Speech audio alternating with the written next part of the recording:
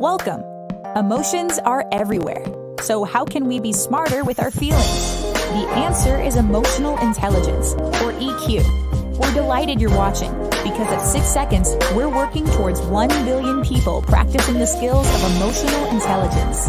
Can we count you in? Here on 6 Seconds channel, you'll find practical skills for work and life, inspiration for today, and support to build a better future for all.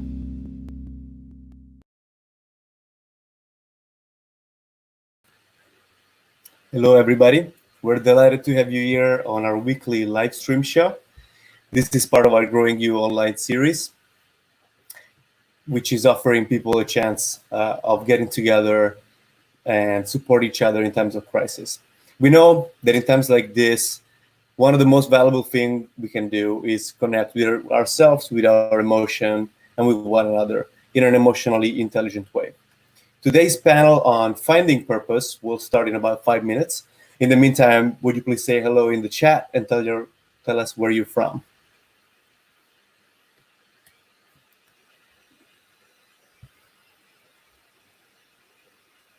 In the meantime, let me tell you a little bit about our schedule of classes that we have coming up.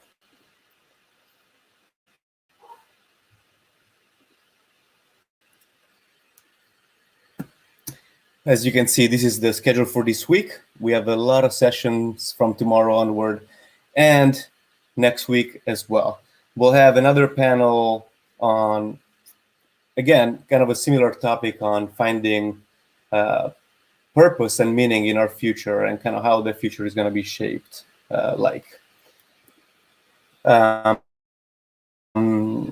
The best thing you can do to help us if you want to support our live streams and our Growing You classes is to share, tell your friends, and join us on those live streams as well. This is a very hard time to be running a nonprofit, so any help you can give us is great. At this point, I would like to introduce and kick off the panel by introducing our moderator of the day, Joshua Friedman, our CEO. Thank you, Tommaso. I'm going to call you Tommaso today because we have a Tommaso and a Thomas and a Tom on our panel.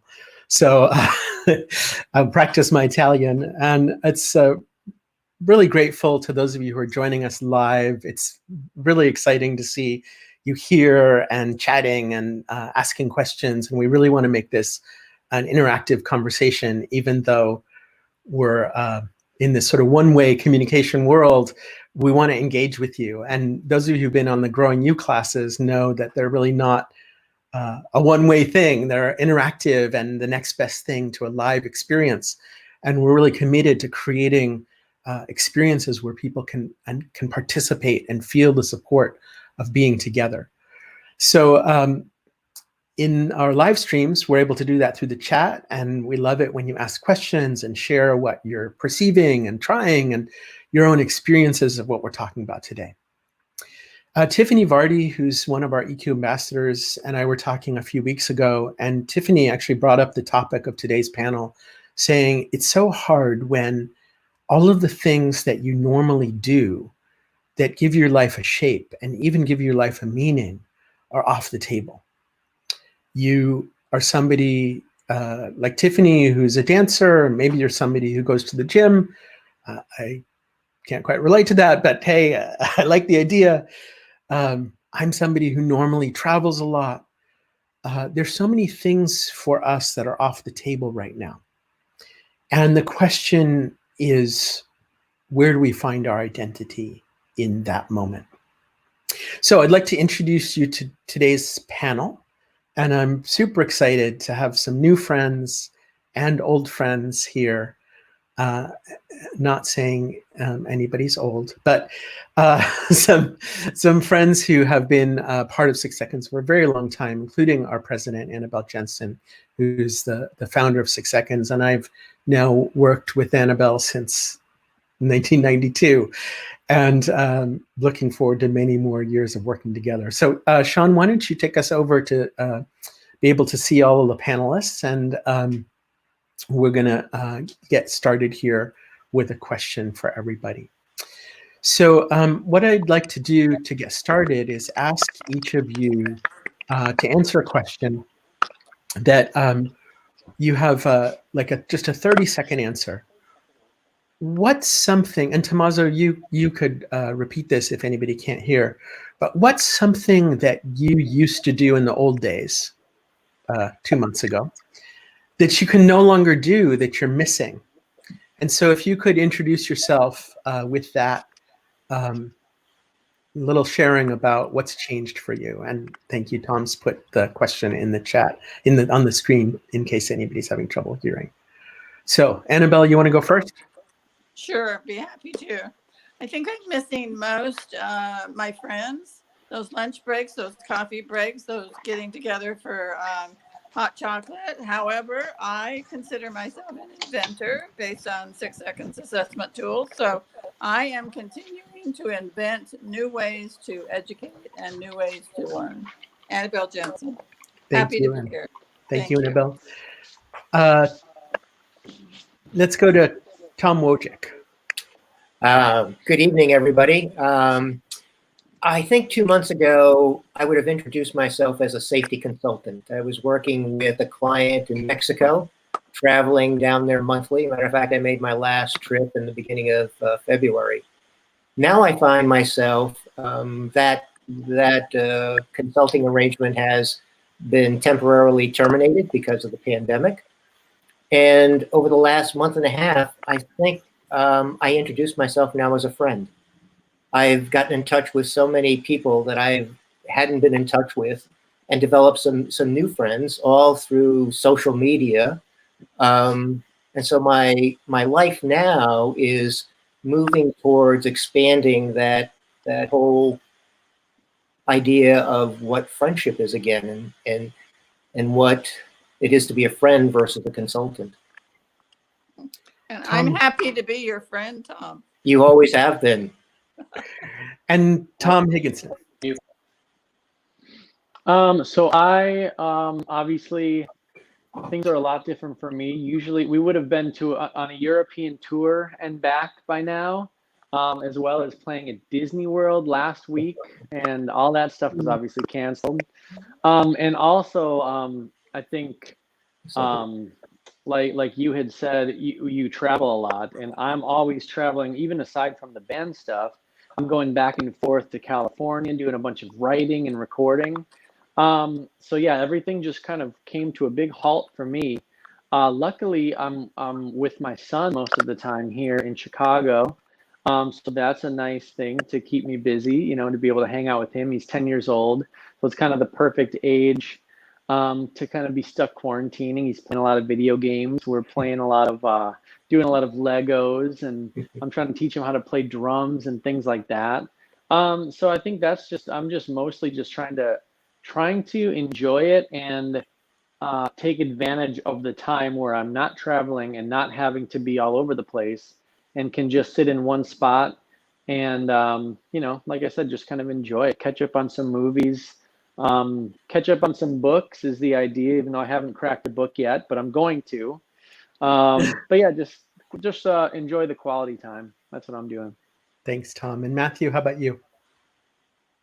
Yeah, very similar. I mean, Tom and I are dear friends, so it should be no surprise that my answer would probably be similar.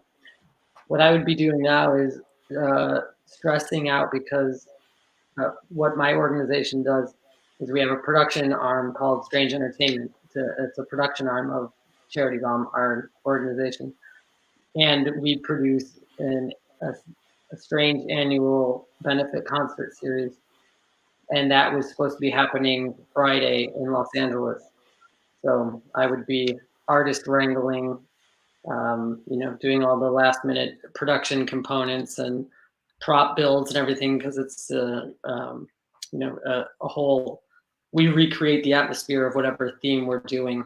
Those are two of the posters back there of our shows. But yeah, I would be doing that. And my wife is British, so I'm also a musician. So we have a few shows that were lined up. We're going to do some festivals in the UK, and we spend half of our time in the UK. So I'd be doing a lot of traveling. Now there's a connectedness that I haven't felt in a long time. back in the 80s, growing up. The whole family used to sit around and watch a movie together. We'd always all have dinner together every night. And that's the part that I've appreciated about it, is having time to get perspective. So I'm trying to take advantage of that. Thank you, Matthew. Anabel, I want to start with you on the next question, which is about adversity. And interestingly, all four of you, and probably everybody watching, has had some adversities in your life that maybe in some ways are prepared us for this moment. I know a lot of us are facing tremendous financial stress. Are our organizations going to be able to employ us? Are our clients going to be around? Are we going to be able to restart our lives in some way? And Anabel, you have shared publicly about this, so I think it's probably okay to share that you went through an experience where your then husband was struggling with drug addiction and ended up leaving you with a massive debt, and you were in a very, very deep hole. Is there anything from that experience that you are now saying today, well, I learned this then and I can use it again now? Is there anything that comes from that adversity that... Thank you, Josh. As you were going through that list of things, missing people, money problems, I just had a $15,000 sewer problem that I had to deal with. But I think the most terrifying moment that I have ever spent in my life was the moment I spent on my front porch. I'm holding an envelope from Kaiser Hospital, and inside I will find out whether or not I am HIV positive or negative, because my ex-husband ended up with AIDS. And so those moments of fear can be overwhelming. And I think that the thing that I discovered was that adversity really is temporary. It will not last forever. It is isolated to one piece of our lives. It's certainly true that I was scared that moment in time, but I had friends and a family who were standing behind me and supporting me and said they would hold my hands no matter what happened. And most of all, I had my own initiative, my own effort, the willingness to stand up and fight. And so I want to always encourage people how critical it is to put that effort forward, to use our imaginations, to apply our creativity. Matthew, you had a very unusual adversity where you were supposed to die and you failed at dying multiple times. And Yeah. How is that equipping you for today's mess? I think when you endure something like that, there are two different. I think there's two different avenues that people take. Some will take the victim route and let the circumstance or the tragedy or whatever it was become your identity, and that's a very dangerous path to take, but it's also very easy to take. Then there's the other one that Anabel just mentioned, which is fighting through it.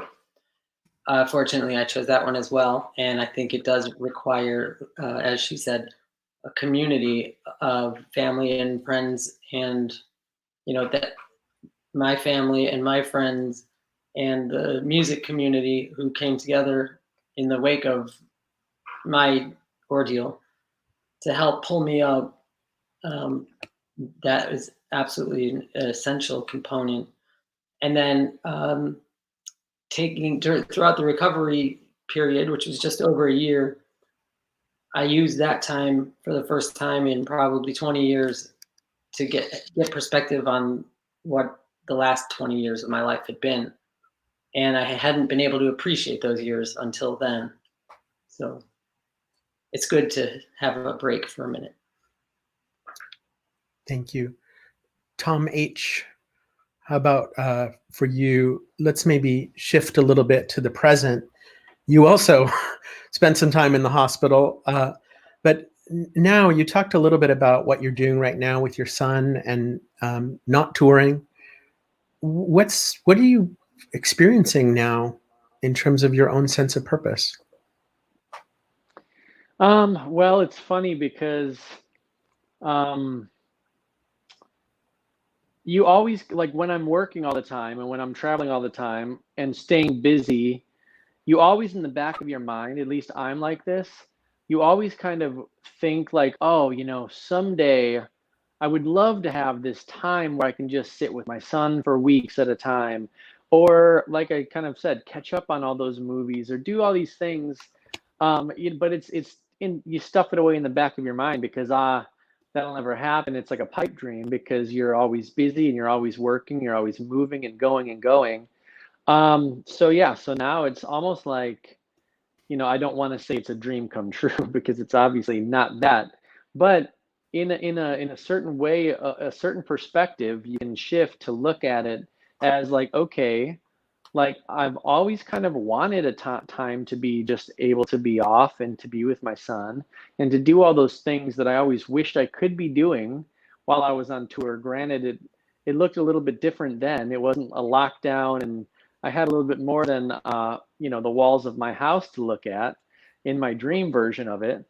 But it really is all perspective. And I think that as long as I stay positive and of course everyone around me, knock on wood, stays healthy, then I think this will end up being a positive thing, just like Matthew's incident.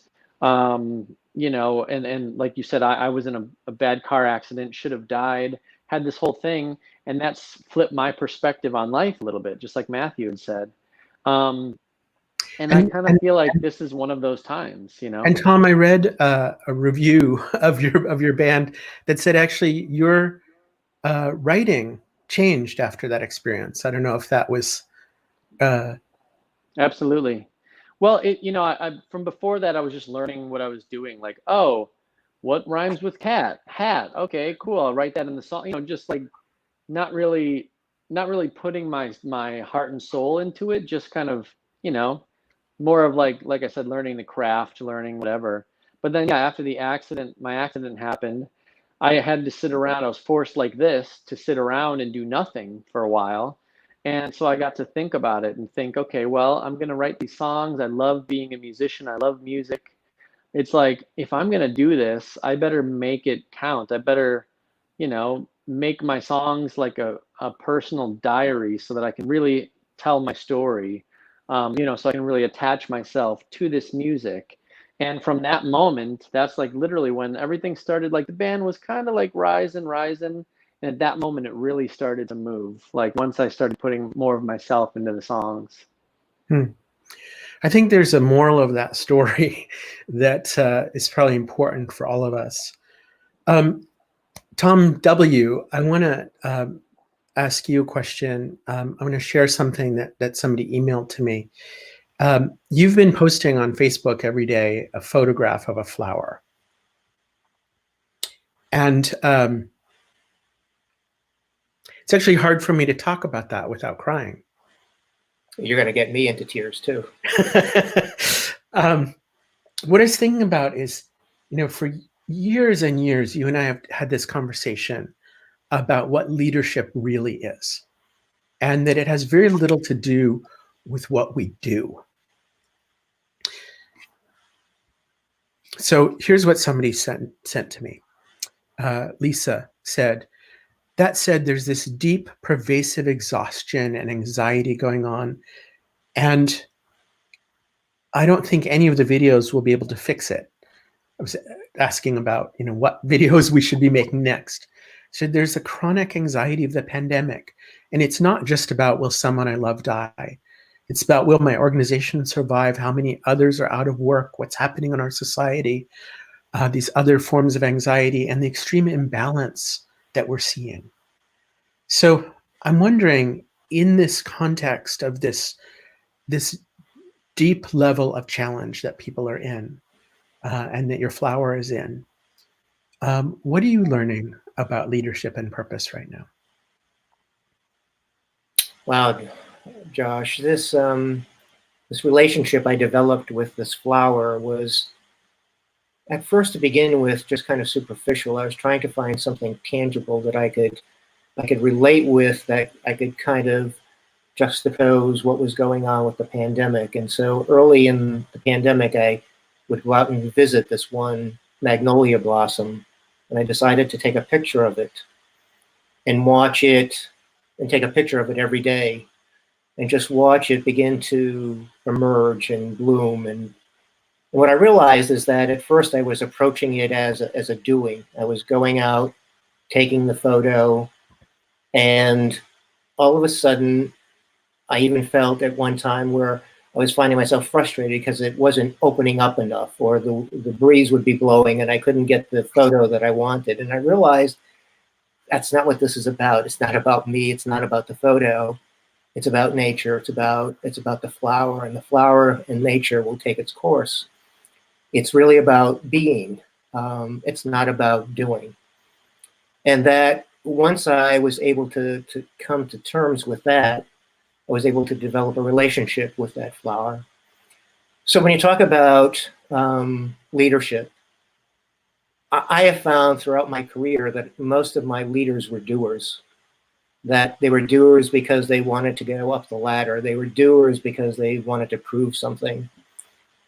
And the thing that was always missing was being.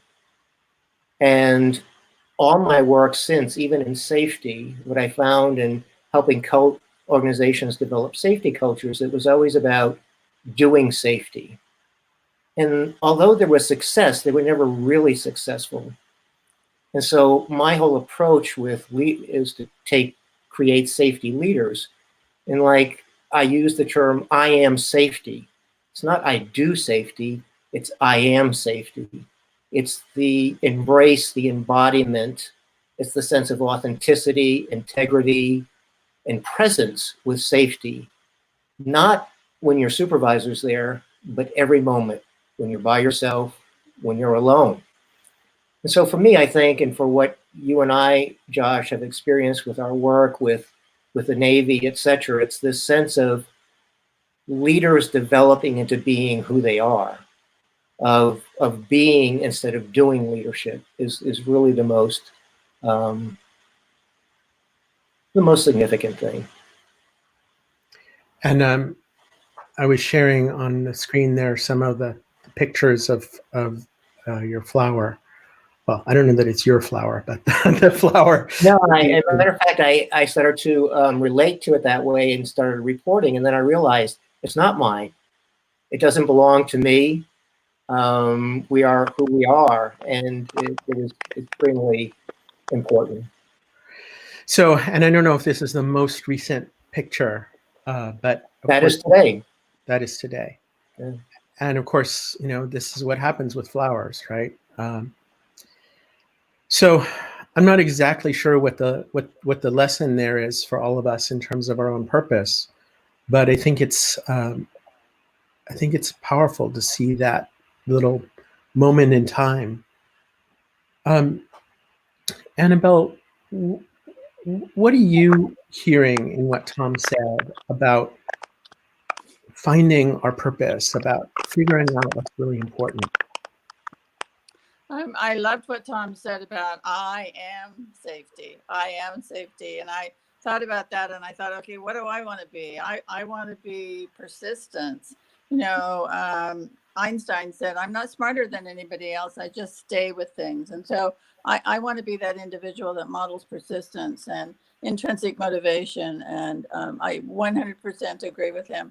The importance of doing and doing and doing so that new things will be found. I just heard from Cheryl Lynn, Josh, that the head of the University of Arizona is opening up his campus in the fall to all 60,000 people. They will be back on campus, and it's because they're a medical school and they have found a test that will identify the virus, COVID-19, and then they're going to set up an infirmary and take care of people. So I just think those examples of people who work, who continue, who persevere. I want to be that person. That reminds me of the your favorite book, Anabel, about the little elephants that are trying to climb up the hill. For those of you who don't know, Anabel, we just celebrated Annabel's 80th birthday. And so there's a lot of persevering going on. Let's go to this question about finding purpose, making purpose, doing purpose. Tom H., let's come back to you. Where is purpose? For the first few weeks of this, I didn't want to do anything. It was like an adjustment period of like, of course, everybody was scared. Everything was so uncertain. So it was like to do literally I didn't even want to like make an Instagram post because I was like, what's the point? There's no point in anything. And but now I feel like the purpose, like before, obviously my purpose was to be on the go, play shows, make music, write songs, produce, and do my thing. And of course, be a dad and all that stuff. And now I think your purpose, it's kind of interesting this time, kind of like levels everybody out. And it's like your purpose, aside from, of course, mine, taking care of another human being, that of course is not going to go away. But all the other stuff is kind of like off the table right now. Like I don't need to be making music. I don't need to be playing shows. I can't be playing shows. So it's kind of like figuring out what your purpose is. It's like it could be anything right now. Like I said, my most important purpose is just being an awesome dad that, makes my son not think of remember this time as, oh my God, that crazy quarantine time was so scary, but more like, oh man, that time was so fun. I got to hang with my dad all the time and we did fun stuff, even though we couldn't go out. It's like, that's my purpose, is to make his life better. And in the meantime, just figure out my own thing. And, I know I've said it before, I probably sound like such a slacker or something, but just to relax and to just stay sane and to do things that I love, surround myself with things that I love, like movies and things like that. We've been listening to a lot of music, of course. And I've been, I got some guitars behind me here. I've been trying to write a little bit, but trying not to make it like a forced thing, just trying to do it when I feel like it, because again, right now there kind of is no rules and there is no deadlines. So yeah, I think finding your purpose is just whatever you want it to be. I think everyone's purpose right now needs to just kind of be finding that peace. And once you're there, then, then you'll be good no matter what. Thank you. I really appreciate that notion that like we are on timeout. And in this timeout, it is catalyzing something for us. Matthew, there's another part of this, which of course, as somebody who runs a small business, particularly a business in the entertainment and live events realm, and for 6 Seconds as well, and so many of the people who are watching are part of our network, who are consultants and coaches, and the kind of economic instability of this, and it's like this. It's hard to breathe sometimes. I'm very jealous of Tom's. Like I'm gonna relax. I'm like How on earth can you? And I know for you, you've told me your inbox is just a nightmare. I think you said it's like the parks are going to be in a few weeks when the parks open. Yeah. So how are you grappling with that balance of doing and being and breathing? And that's a great question. That's the question that I go to bed thinking of. I wake up and go to bed thinking about. I think everybody's answers so far, by the way, have been really enriching to hear. Like Tom, so I always, I've always said this thing throughout my life, where I always wish, like whatever the divine creator of what life is, did a great job. This is a pretty wild experience. But if I could make one change, it would be that everyone would be issued one timeout, per year, where they could just hit the brake and make everything stop. Yeah. And now it's funny hearing you refer to it as a timeout, and same with Tom. That's what this is. And I'm trying to, I think the most important thing in the world, and I always have, like, since I can remember, is being a parent, being a great parent. So I'm really trying to disconnect from the financial stress and pressure that is imminent. I mean, it's coming, the clock is ticking, and that's unfortunate. So I'm grappling with that. How can I be in the moment, which if you're here and listening, you know that that's the most important thing about life, is to be in the moment. That's the only way you'll be fulfilled. I'm trying to find the balance of being in that moment while ensuring that myself, my family, and our staff, our organization survives this thing. I think when you're, the leader or founder or executive director, that pressure always comes down to you, and that's sort of a life sentence. So I don't have the answer yet, but yeah, we'll check back on that in a few weeks. But I mean, I absolutely relate to that, Matthew, as a CEO, and that there is truly an intense pressure that that's painful, and responsible for other people and their families, and and it mounts up. It's like, because I think as these weeks go on, we're all dealing with more and more and more. Yeah. So, Tom W., I want to come back to you with a question about the hero's journey. And, in Campbell's hero's model, it's something you and I have also talked about in airports and around the world before.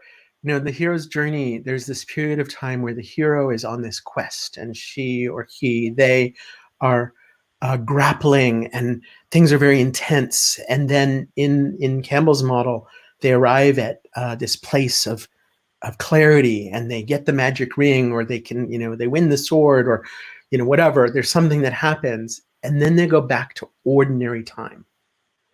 And what I'm wondering is, as you envision this kind of pathway forward, what are you taking from this time now? How is that going to come back with you in a few months or a few years when we come back to ordinary time? Well, I guess my hope is that we won't go back to ordinary time. That's my biggest fear. Josh, in I think it was 05 or 06, I spent a week with you and Anabel, and I came up with a purpose statement that I've refined over the years, but it's kind of stayed with me. It was to awaken, inspire, and empower human potential for a more just and safer world. And I feel that we're really at a tipping point here. I think the pandemic, on one hand, is a huge catastrophe in many ways, but it's a huge opportunity. And what worries me is, and where I feel, my purpose going at this point is, how can I help to provide more clarity so people can see that they are confronted with a hero's journey, that they have a decision to make? Are they going to go back to doing things that they were exactly before, go do the same things, and not take that step into that unknown to grow, to challenge themselves? And that's what worries me, is that so many times in my lifetime, when you're talking about tragedies we went through, I lived through the 60s and the assassinations and the Vietnam War, and I think the closest thing I came to was I going to go to Vietnam? And I had my physical, and I decided I wasn't going to go if I passed. I flunked my physical, so I never had to demonstrate and stand up for those values. But it was a very difficult time, and I feel that we're at that point now, and I worry that we're just waiting for the pandemic to be over to return to the way things were. And I feel that would be a mistake. And that's what worries me. And I think my new purpose is, how do I help people see that, to see that they have an opportunity in front of them? And you want to add to that? Right. And imagine your ears sparkling right now with something that Tom just said. Did you say me, Josh? I'm sorry, I didn't hear I my did, name. yeah. You want to add something to what Okay, Tom well, just yes, said? I do want to say something. I totally resonated with what Tom was saying. COVID-19 has been certainly a curse, but it has also been a blessing. No good disaster should ever go to waste.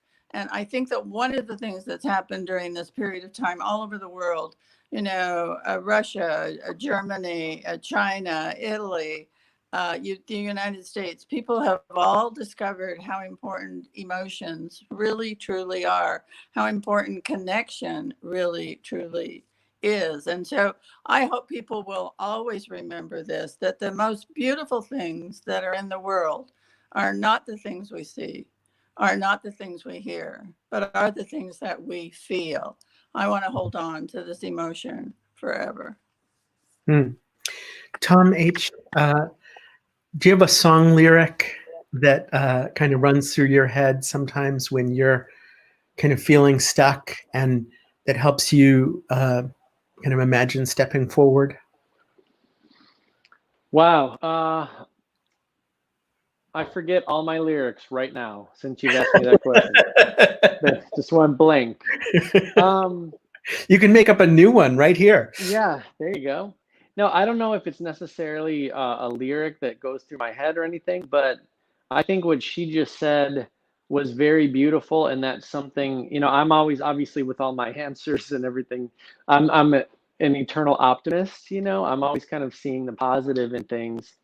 And I think that this is the same thing. It's like it's bringing people together. It's kind of like, the comparisons, even though it's way different, but to 9/11, a big tragic moment. But what it did was it brought the country together, and I feel like this is an even bigger level, because it's not just America, it's the entire world is going through this. So, we're going through the same thing as, everyone else around the planet. And there's something to, that's a very big and deep connection, that if you choose to look at it, and if you really, I don't know, like hold on to that, like that, hopefully that does carry out after this is all over and we can go do whatever we want again. It's like you can't remember, or you can't forget that we're all connected, and just like that, we can all be shut down again, and it's like we're not in control, the world's in control, so we're all just here. We got to get along, and we got to keep that connection alive. Somebody tweeted, what do you most miss about, the old days in January, February? And my answer was the illusion of control. Matthew, how about you? Got a song lyric that runs through your head when you're in the muck? I can see clearly now, the rain is gone. And how did you feel when that lyric runs through your head? Time is it's a human construct, and obviously it serves its purpose, and it's a very effective tool for humanity. But it does impede attacks on your existence that this experience of what we're going through has unveiled, and it has trimmed all of the fat off of the superfluous things in life, and it has shown you, like, delivered you exactly what matters the most in life: family, friends, community, and each other. And like Tom referenced the similarity to this and 9/11. I feel that too, and I think what he was intimating, if he didn't say it directly, but this is that, but on a global scale. And so I hope that what everybody takes away from this, if I'm veering too far off the question, I'm hoping that the grand the global zeitgeist from this experience is togetherness. All the divisive tactics that are continually espoused on us should be just wiped away and seen right through. At our foundation, we're all very similar. The same kind of people. Yeah, it's the wonderful paradox of sameness and difference at the same time. Yeah, being within your connectedness. Anabel or Tom, you can Tom W. You can do a song lyric or a bumper sticker.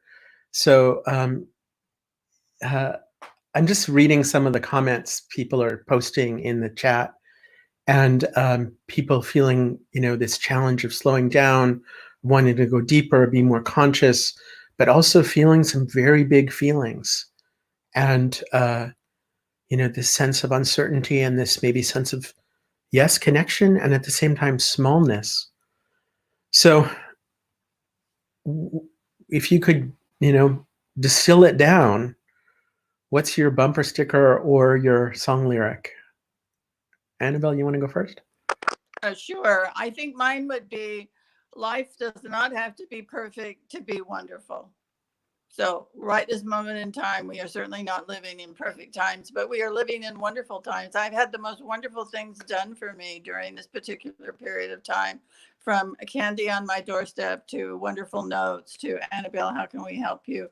I hope that this feeling of empathy is also a feeling that we will cherish and hold on to and continue to spread, because it was on the downcrease before. So let's make it on the increase permanently. Tom W.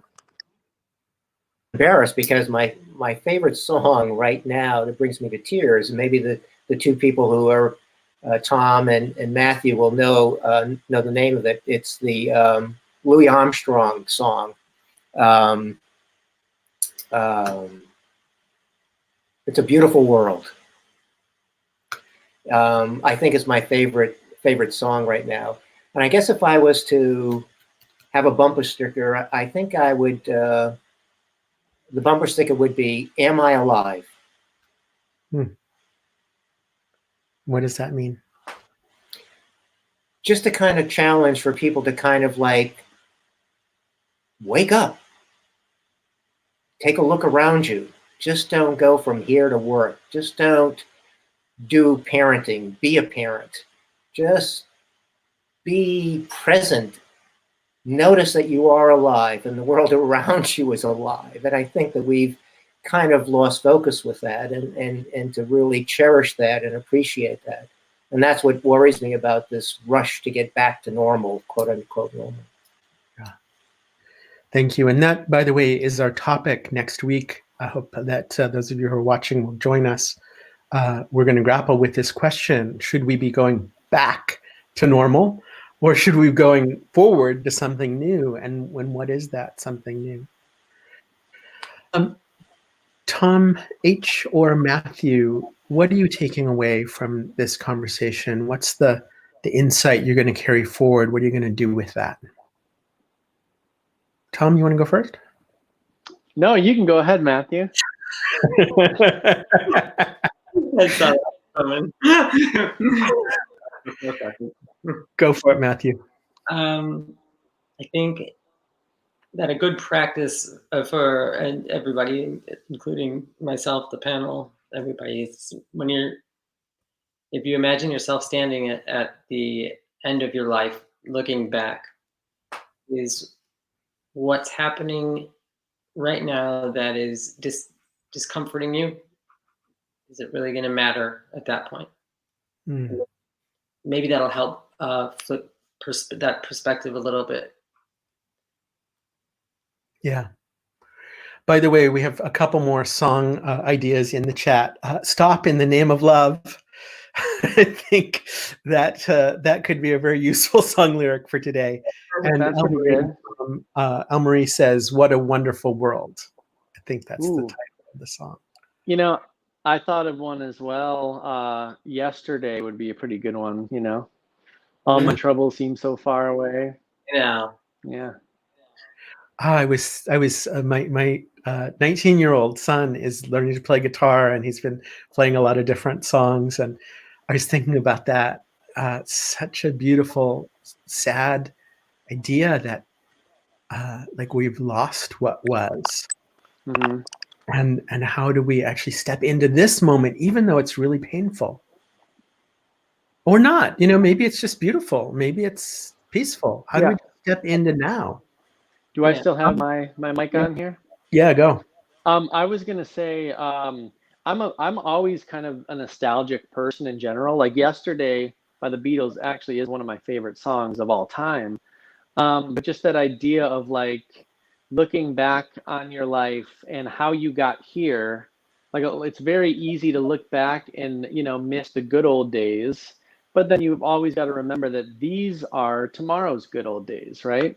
And I think that just because we're going through this, I mean, this is still something that once we get through this, like you're saying, it's like, are we going to be back to normal? Probably not. It's going to be some new normal, a little mixture of like the old and the slightly more aware, I guess you could say, hopefully.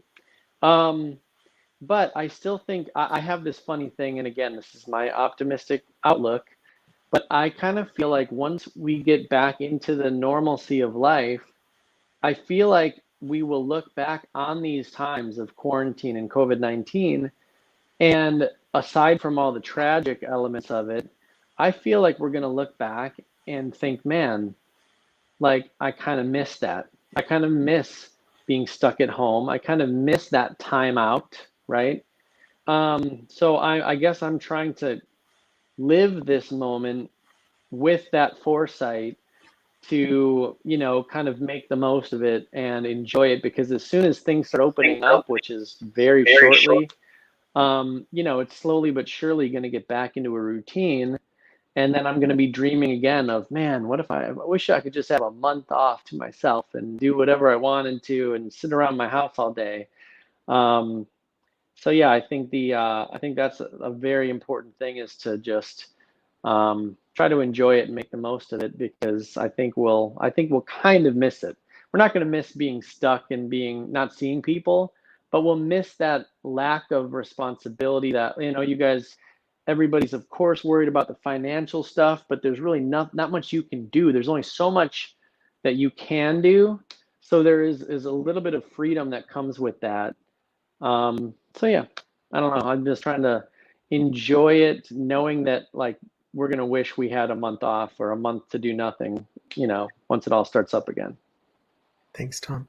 I'd like to ask everybody who's here with us live to answer this question that's on the screen.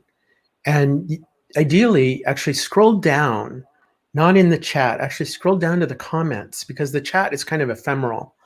And if you're on YouTube, the comments are going to stay there. And I'd love it if you'd share with us what you're taking away, but maybe even more importantly, what you're going to do with that insight. It's one thing to say, I'm going to remember this idea. How are you going to use that? Where's that going to go for you? And in closing, I want to give each of the panelists a chance to either answer that question or free choice, whatever you'd like to answer as your kind of closing comment. So Anabel, let's go to you. What's your takeaway or closing comment? I think one of the things that people have been really thinking about during this whole period of time is how they failed. I failed to do this, I failed to do that. I wish I'd done this, I wish I had done that. And so I would like to remind everybody that failure is not a terminal disease, and that the antidote is initiative. The antidote is intrinsic motivation. The antidote is stand up and do something. So let's all stand up together and do something. Thank you. Tom W.? I think I have to pick up on Tom's comments that he just mentioned a few moments ago, when he said, we're going to look back and we're going to say, I missed that time. There was something about that time I missed. And that kind of really rang a bell with me. And I think what I'm taking away is I'm going to start writing down, what am I going to miss when this pandemic is over? And how am I going to keep that in my life? How am I not going to lose that? What will I miss a month from now or 2 months? And I want to write that down. I want to make sure I don't lose it. I don't want to miss it. The other thing is that Tom mentioned, he said he's always optimistic. And I think that is a really key point. And I know at 6 seconds, a lot of times we talk about realistic optimism. We're going to get through this. But we do have to have the courage to face the reality of the situation and manage that, with our just being present and being realistic about it. So I think the two things is, what am I going to miss? And maintaining that realistic optimism.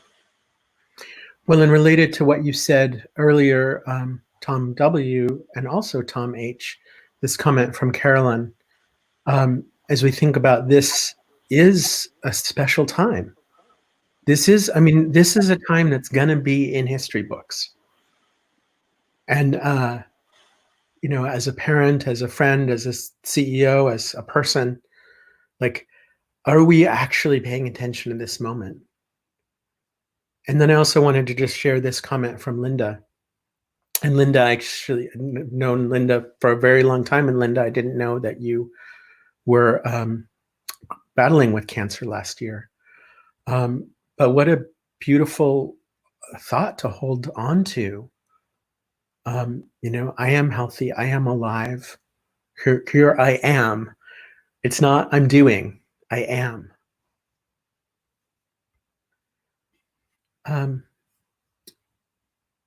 Matthew, how about you? What's your takeaway? Yeah, well, I just was it Linda's comment about she was battling cancer and overcame it with natural, a naturopathic route. I just wanted to touch on that really quick. I'm so happy to hear that. Well done. I think the earth is so powerful that it does provide us with everything we need. I was also noticing throughout this chat what a beautiful conversation it is, and how respectful and humble and insightful everybody is. I mean, everybody's comments have enriched my experience of the day, of the time, of the moment right now. I appreciate that. I feel like prior to COVID, when you see a panel, it's contemptuous and it's loud and people stepping on each other's words. And I think that this is really finally, everyone is unwinding, even though, Josh, you and I are fearful of the financial circumstance, but Tom reminded me of the other 50% of of my grappling vacillation, right? Which is try to keep that out of my mind and live in the moment and be present. And I think the words that everybody shared tonight are going to help me achieve that, no question. So gratitude, and may we live in interesting times. There you go. Tom H., before we go to you, I thought just share this from Sherilyn, on a theme today about music and art, and Colette adding, photography. And I think that it is a time when, like, deep emotion is, it's so hard for us to put into words, but somehow when we put it into music or into other forms of art, that those feelings, somehow we can grapple with them. What's your takeaway, Tom H.? Well, to that point, I think that's why people write songs, and that's why people do art and things like that, because there's something inside them that they can't really explain or they can't really get out. So they need to have some kind of outlet. And lucky for me and Matthew that we've been able to do that through music and find that outlet. I think that's definitely helped me become much saner and much more, I guess, a rounded normal person. Otherwise, I'd have all these crazy emotions in me.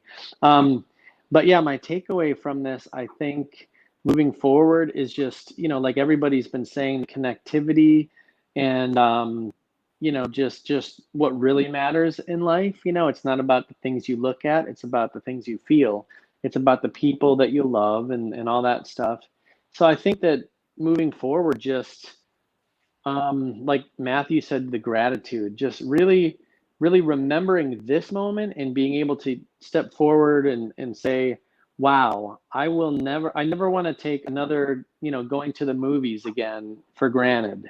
I never want to take going out and getting a drink with my friends at the bar for granted, or going to a restaurant or anything like that, traveling on an airplane. I miss flying so much. I love flying. And it's like, just to get on a plane again is going to just feel so good. But I don't want that, like, cool, the first time seeing everybody again is going to be so great. But then by the 8th time you see everybody, is it going to be like normal again? And you're going to be like, forget all about all these things that we've, kind of learned and grown into during this time. And I think the goal is to always retain that sense of gratitude and that sense of just being in the moment, like you said, and appreciating it for what it is, because, we just had to go through this. So to get back to that is just going to feel that much better. But I want to always kind of have that frame of mind that this is a privilege to get to go to this movie theater, or this is a privilege to go hang out with my friends, Yeah. We have a couple other comments that are very much in line with that, Tom. And I think it's one of the wonderful and terrible things about our brains is that we get used to stuff. Mm-hmm. And Sue also shared similarly that, like, in this unusual time, it does create more focus. And as we get that focus more, sort of like life becomes fuller. So. Yeah, I think gratitude really is the key to happiness. Like, if you can look around no matter what you have around you and be thankful for it, I think then you will be happy. That's the trick.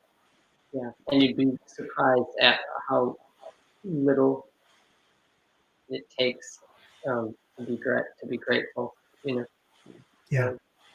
Life is easy to take for granted.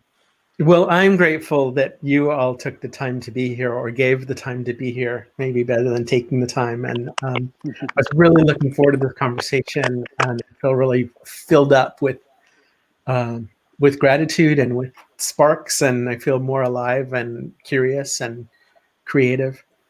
So thank you for sharing. Thank you.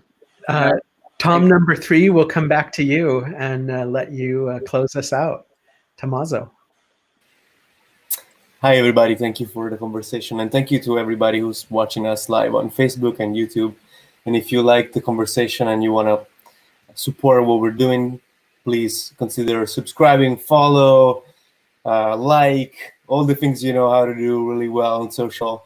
We appreciate that, and we appreciate you.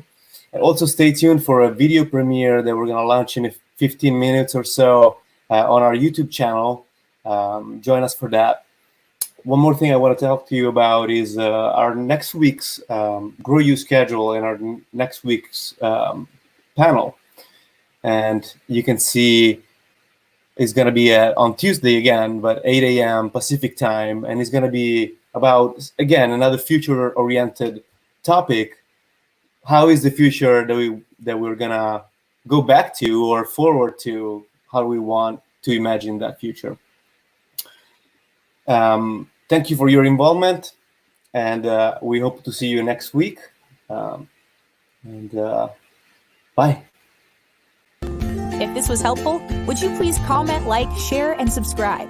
The Emotional Intelligence Network is your community to grow and practice EQ. At 6 seconds, that means being smarter with feelings. And we're here to provide practical, proven EQ tools so workplaces, schools, and people can thrive everywhere in the world. Be sure to visit 6seconds.org to find the complete suite of resources, assessments, and programs. Thank you for watching.